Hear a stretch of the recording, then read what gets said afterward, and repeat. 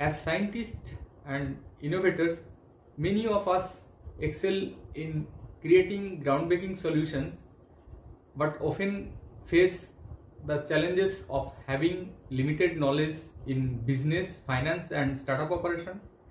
This gap can feel overwhelming and prevent us from turning our innovation into a successful business. However, there is a good news is that these skills are entirely learnable. As we have mastered our skill in research and innovation, we can also master all the skills required for business operation. I am going through this journey and learning all these processes and skills which I can share with you. The key is to take first steps.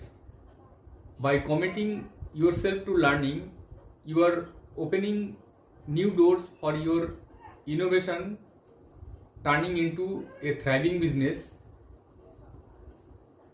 Your business doesn't require to be perfect from the day one. Instead, it requires willingness to take action and grow.